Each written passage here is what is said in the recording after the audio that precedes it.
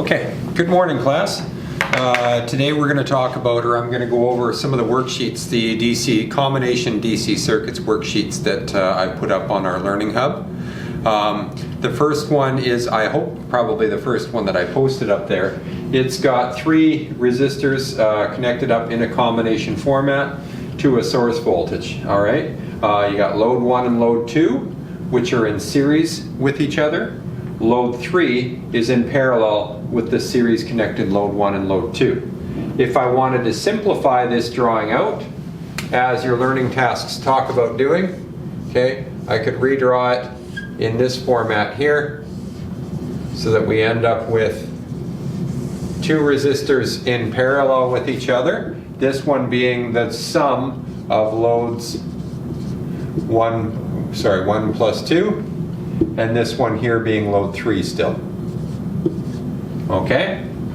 And then if we went one step further from that, we would end up with a source voltage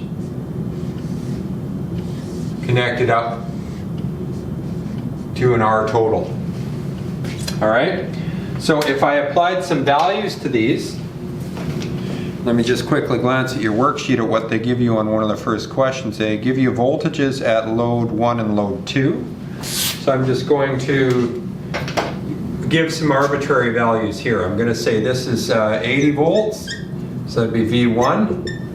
And then V2, I'm going to say this is 40 volts. Okay? Next, they give us an R total. And they give us a resistance of R3. So this R3 value here, just trying to look and see if this is going to work out. Let's say this is 60 ohms. Okay? And they give us an R total of 15 ohms. I'm going to give us an R total of 20 ohms. All right, so what is that going to do for us? Right off the bat, where can we start? We can look at our V1 plus our V2. That'll give us a source voltage of 120 volts. Okay, or I could say V1 and V2 equals 120 volts. So that means I know we've got 120 volts here. Okay, that means I can also take it down here, and that is now 120 volts there. Now if I said our R total is 20 ohms, okay, that'll give me my line current by going 120 divided by 20 ohms, giving me 6 amps of current. Okay, I can carry that 6 amps up here as well. Okay. What can I do next here? So I know I've got 6 amps here. So I've got the line current coming or leaving and then coming back. Now we can, I'd like to try to work backwards in the simplified portion of the circuit here. Okay? So if we start and we know that we've got 120 here, and we did have a resistance for that I gave you of 60 ohms. We can divide the 60 ohms into 120 volts to get 2 amps of current flowing there. All right, so I can map this out here. We've got 2 amps flowing this way and then back up. So that means if we had 6 coming in at that point, but we only dropped 2 down here, the remaining 4 amps has to be flowing across these loads.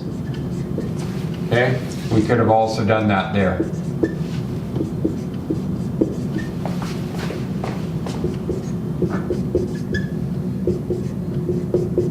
Okay, so now that we've mapped how current flows, that's sort of the key to unlocking the rest of this.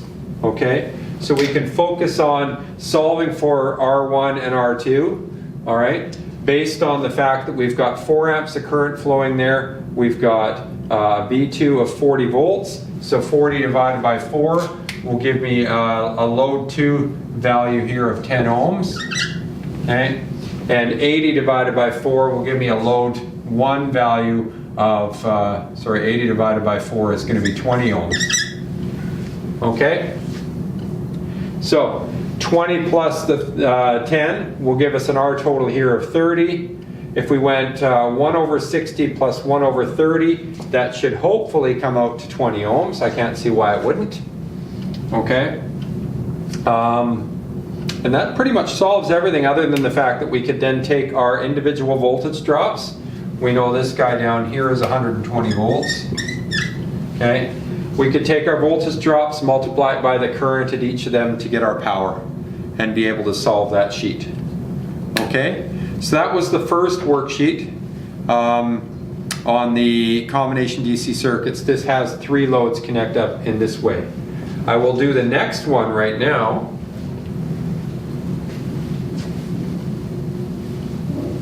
As an example.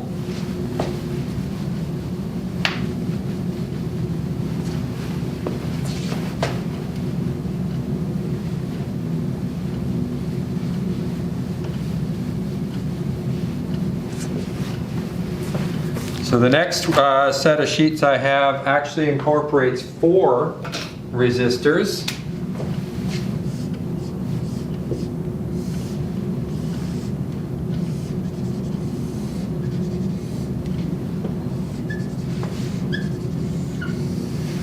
Like so. So we're going to give that R1, R2, R3, and R4. I think I've got them in the right order. Okay. If we wanted to simplify this down, we can look at the relationship between R1 and R2. They only have one path for current to flow, so they are in series. R3 and R4 are also in series with each other. However, all of this is in parallel with all of that. So if we simplified that drawing out a little bit more, we could create something like this. Okay, so this is R1 and 2, and this is R3 plus 4. And then we could parallel these up to give us a new R total drawing that looks like that. So that would be my R total. Okay, so on your first worksheet they give us a source voltage and they give us all of the values of resistances. All right, so if I said we had 100 volts here and R1 is 10 ohms, R2 is 15 ohms, let's go R3 is 25 ohms, and R4 is 25 ohms. I'm trying to pick numbers that I know I can do without a calculator here. Okay? If we add these two up to get the resistance there, that'll give me 25 ohms for the sum of those two. And then down here, 25 plus the 25, giving me 50 ohms. Okay? Now we could solve for an R total here. However, I've already given you the 100 volts. Okay, so we don't necessarily need to take this one to the next step here. Okay, sometimes I think you got to be prepared that a lot of these circuits are like puzzles, and there's no 2 circuits are going to be exactly the same, so you have to have a little bit of flexibility with the way that you solve them. Okay, I have enough information in this drawing now that I can start working backwards here. And the first thing that I would do is I would understand that R1 plus 2 is across the 100 volt source. R3 plus 4 is across the 100 volt source. So if we went 100 volts divided by 25 ohms, that'll give me 4 amps of current there. 100 volts divided by 50 ohms will give me 2 amps of current there.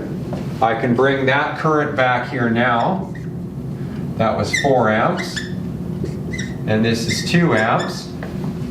And then because I know that the 4 plus the 2 has to add up, we've got 6 there, and we have 6 coming back, okay? And I know this is similar to the previous problem with the values we're looking at, but that doesn't mean we're always going to be dealing with 4 and 2. Okay, so now that I've mapped my current, pretty easy. I can get my voltage drops and my powers So I can go 4 times 10, giving me 40 volts, okay, at V1. 4 times 15 giving me 60 volts. We can do a quick double check that we haven't gotten anything messed up. 60 plus 40 gives us the 100, so we know we're good there. 2 times 25 is 50 volts. 50 volts there. 50 plus the 50 gives us the 100 there. And then we could then solve for the powers. All right?